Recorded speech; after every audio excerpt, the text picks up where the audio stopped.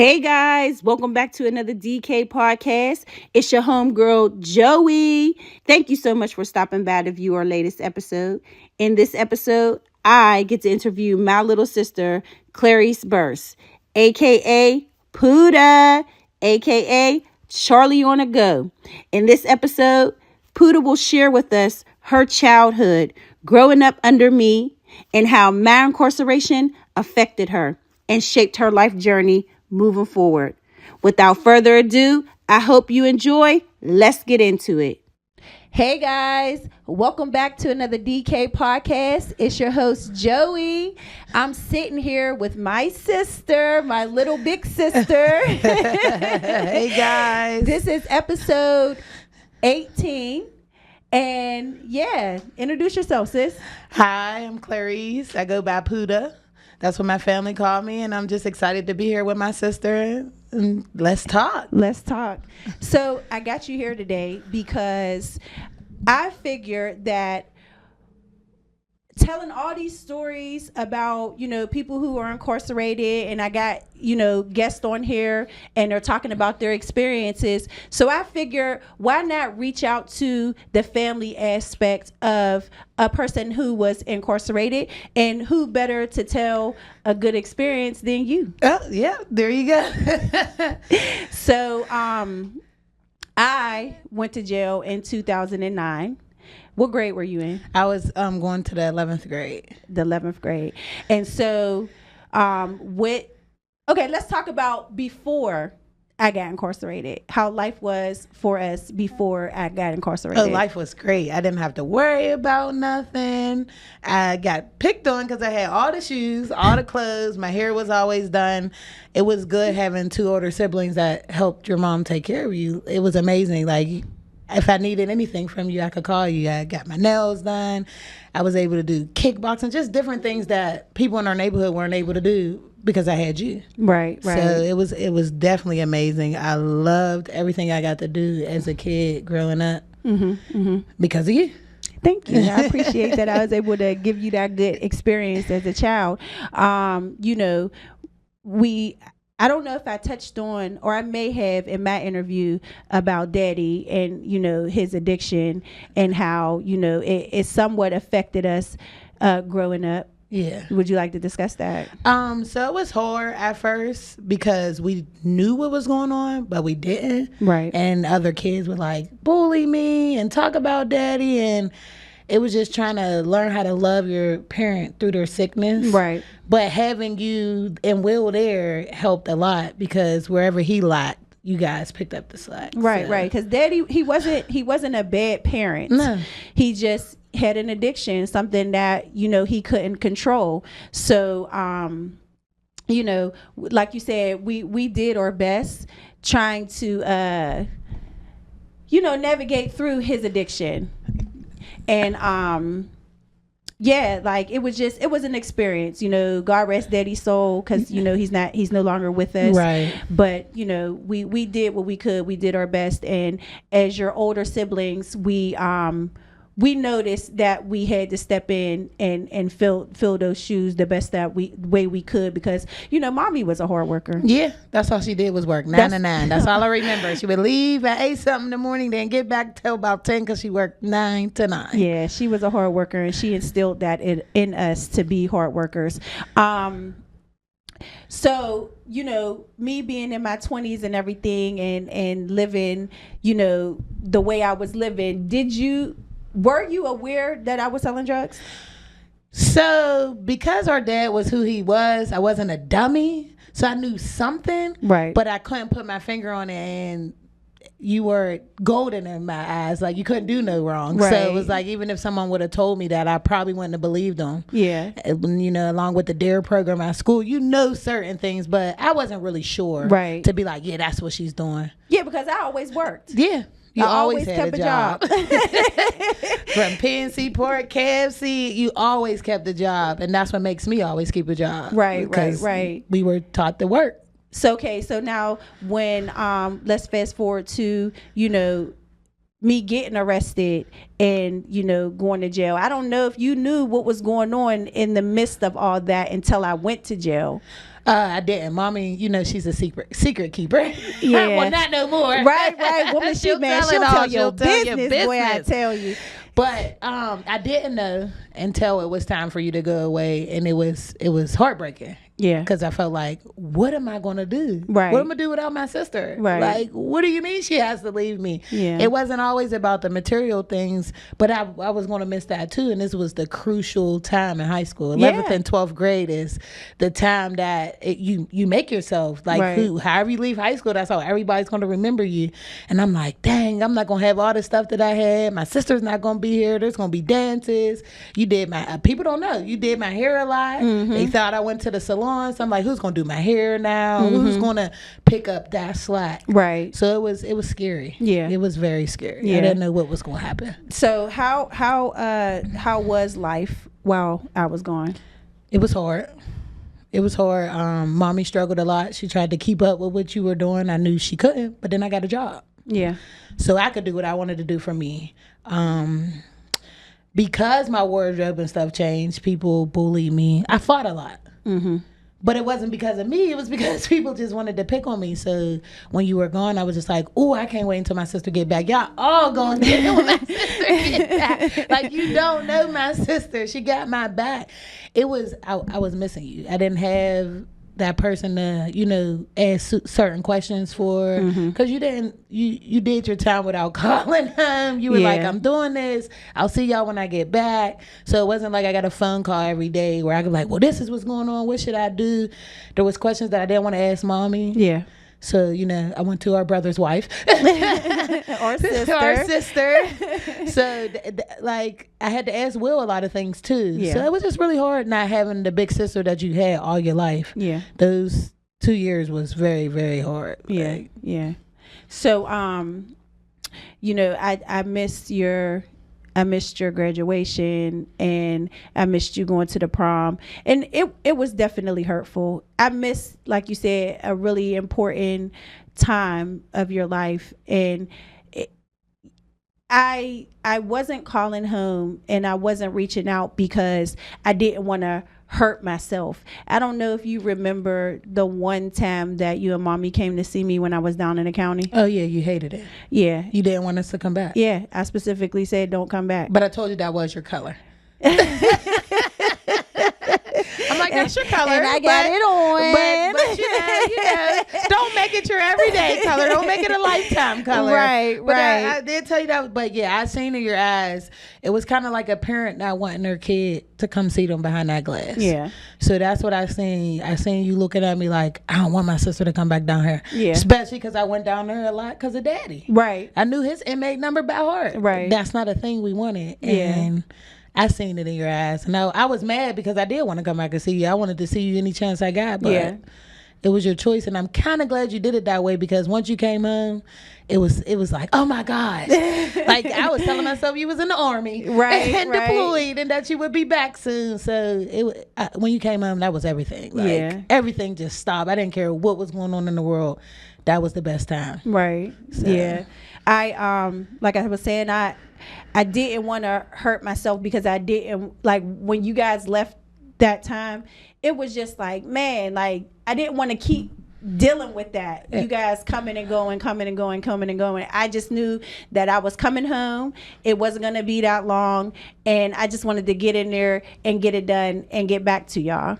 Like, honestly. So it wasn't that I didn't miss y'all. That's why I didn't call. It just was my mental. I just had myself set a certain way in order to get through the time that I had to do. Right. So we lost some people, while I was gone, which was also hurtful. We lost Omar while I was gone. We lost Toto's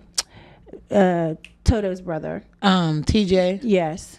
We lost both of them. Yep. Both of them. No, I think I was home when Toto you passed. had just got home. Yep. So because they died 2 years apart. Yeah. Yeah. It was hard. Like with Omar, he always checked on me. Mm-hmm. He would be on mommy's answer machine. Girl, pick up. I'm calling to check on you. JoJo want me to check on you. And that was hard, losing him and trying to tell you. Right.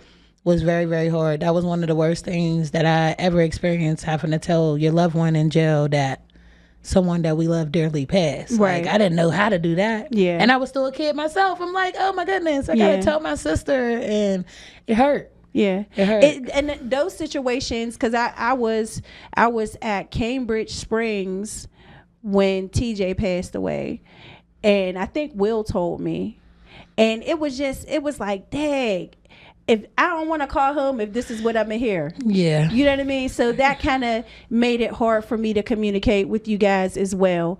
And then I was at boot camp when Omar passed, and it was close for me to come home, and I had spoke to him so many times Right. while I was there, and he told me, he's like, I'm coming up with your brother and your mom and them for your graduation, and we bringing you home. And so to hear that he passed, you know, a few months before it was time for me to come home, it was like, man, it was tough. I know it was. It was tough. So I had to keep myself away from the outside world. And again, I missed important things of yours. And I want to apologize for that. You know what I mean? I want to apologize for any pain or discomfort or hurt that I caused you while I was gone, because, you know, of my ignorance, my decision that I made when I thought that I was doing what I needed to do to make life easier for you and for mommy. Right. You know, and I could have did the same thing, because I worked 2 jobs. Oh, I know. Right? So it wasn't like I was broke. It wasn't like, you know, but it was just the extra money that I was able to, you know, give to everybody. Cause you know, I like giving gifts, but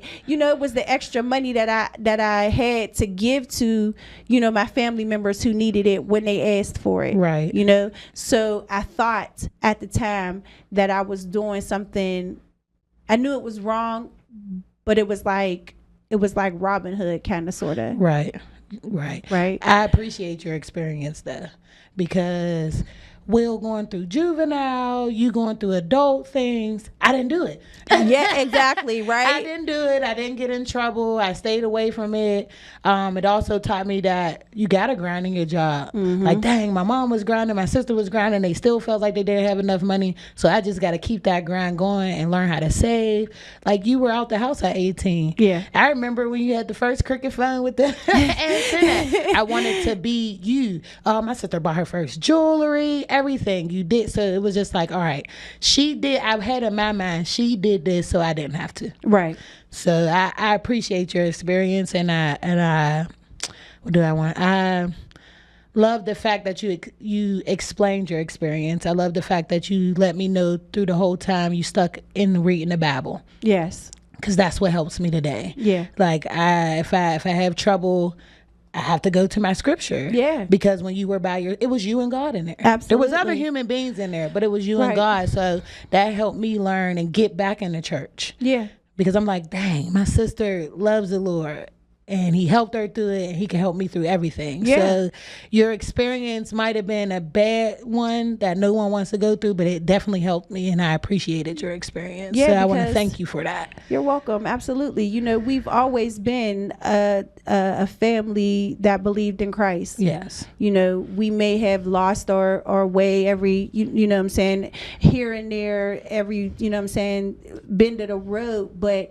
we've always found our way back to Christ. Yeah. And, you know, I thank grandma for that, grandma and grandpa, Yes. because they instilled that in us. You know, we were fortunate to have grandparents, you know, and grandparents who were married, and Yes. grandparents who set a precedence for how we're supposed to live our lives. Yes. And so with them instilling that in us, you know, we still carry that on, and now we're able to pass it on to our children. Yes. And we still have that family tight structure dynamic, you know, and you know, like you said, Christ is everything, and we wake up to him every day. Every day.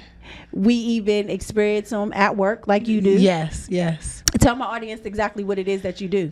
So I am a med tech at East Liberty Family Healthcare Center, and it's like an MA. I room patients. I'm always being called to pray with our patients because they always say I'm the best one. I just pray from my heart. I just ask God to lay it on my heart, and I say what comes to my mind. And I have a coworker there that she just knows when I'm having a day. So every day she gives me prayer cards. And I don't know what it is, but every day the scripture that she gives me either goes along with the happiness that's going on in my life, or it helps me through the trials and tribulations that's going on in my life. So, like you said, you showed me the cards the other day when we were at the house, and what was we doing? I don't know. We was watching Beverly Hills Cop. Oh yes! Oh my goodness! Like, that's one thing about us. We gonna watch a movie, know every word to the movie. But yeah, those scriptures stood out on what we were talking about, and everything that we needed. Like, I just love God, and then he gave me a wonderful sister. Yeah, and you know, we went through a battle. Once I did come home, I was fresh home. Yeah. And we lost our brother. Yeah. That was a gut punch. Yeah. I thought it hurt when you went to jail, to know that I wasn't going to see my brother, and it's us three. Like, we have other siblings. We do. There's a lot of us. There's we can't a lot even of us. count. Like, but us three, it was like, dang. I thought we had a lot more time. I definitely did too, and it hurt the most because, you know, he was so excited with me coming home. Like, he was so happy to come get me from boot camp, and you know, the whole way home he's just talking, filling me in I call with y'all the everything. Twins. Y'all was twins. Just filling me in with everything, and I don't know, like, I thought that we had so much more time, and the fact that time was taken, it was tough. So it really, you know, I had to, because that could have triggered me. Yeah. You know, I had lost my faith after that. I found it, but I definitely lost my faith because when he passed away, I was in church with Grandpa. You was in church with Grandpa. I remember that day. And I was like, God, like, I'm sitting here worshiping you, and you take my brother. You know, that was the mindset that I had, and it just crushed me. And for some time, I just was lost. Yeah. But I ended up finding myself, you know, and I ended up finding Christ again. We found each other. Yeah. You know, and so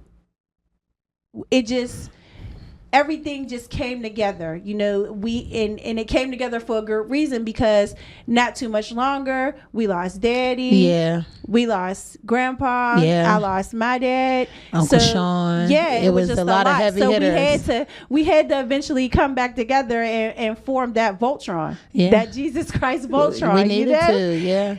I'm just glad we didn't lose none of them in like gunfire. Yeah. You know, like Auntie Danielle. Everything was sudden, but it wasn't.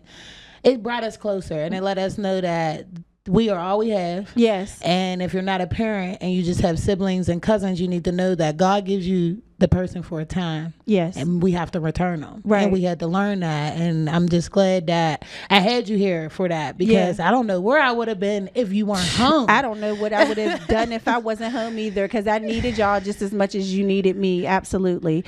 But you know, I want to let you know, like, for real, from my heart, that I really apologize for not being there for you, and I hope that you forgive me for not being there for you for that time. I do forgive you, because I knew that once you got home, that whatever, we couldn't make up the time, but we were going to make more memories. Like, and you know, I just was worried about you making it to 33, because you know our brother passed at 33, so that was my thing. Yeah. And now that I'm going to be 33, we got to just keep pushing and keep pushing me through. Yeah, because I want to say, y'all, I don't know if y'all know, but not today, but in a couple days is my sister's birthday. Yes, it is. Big 33. Turn up. So she had to stop her festivities because she had to come grace this chair for me. Yeah, I'm happy I did. I needed to. I had to come, you know, give my 2 cents, because I said, dang, you just interviewing people that went to jail. I've been through a lot. Like, I had a whole bunch of family members go to jail and everything. Come talk to me. Ask me how I feel. Absolutely. And I really appreciate it. I love you so much. I'm not going to keep you too much longer, because I know some things that's about to happen when you leave up out of here. I ain't going to tell you. I don't even know. See, I don't even know. She got some stuff to stay they keeping secrets. You acting like your mom. Exactly. Secret keeper. No, mommy ain't the secret keeper. No more. Don't tell her nothing, y'all. If you don't want, she don't do Facebook, but she's got that thing called telephone. She will call everybody. And the story won't be the same by the time it get to you. At all. But it's okay, Pam. We love you. We love you. You built us strong, and I always say that's my mom. You're my mom too. Like my siblings, my older siblings, y'all my parents, and I appreciate you guys for everything y'all did. Absolutely. Accept your apology, but once again, you don't have to apologize because your experience taught me what I needed to know. Right. And it made me be like, I got too much to lose. Don't do that, Poohda. Think about, do you want to be like JoJo? Do you want the kids to think you on vacation too? Exactly. Like, I don't want to go on vacation. So I appreciate it. Thank you. I love you. And don't ever feel bad about what you went through because, like I said, you taught me what I needed to know. And I'm the woman I am today because of your experiences. Thank you. I love you. Well, guys, I hope you enjoyed this conversation with me and my little sister. See you guys. This is how we get down. And we thank God for all that he's done for us. Yes. We give him all the praise and all the glory. Yes. And we ask you guys to just come join us again for another DK episode in about a week. Yes. Be safe and have a blessed week, guys. Stay we love blessed. you. Yes, we love you, and we're out. See ya. Hey guys, thank you so much for stopping by for the latest episode of the DK podcast. I want to thank my little sister Poohda for giving us the opportunity to share her testimony with you all. Dreamers, I thank you so much for coming back week after week after week to hear what we have to offer, to take in the lessons that life has given us. We thank God for the opportunity to be able to do this. And we just pray that you guys continue to come back next week and the week after and the week after. And hey, if you get a chance, bring a friend. Next week, we'll have a recap for you, so be on the lookout. Thank you so much. God bless and have a safe week. Peace.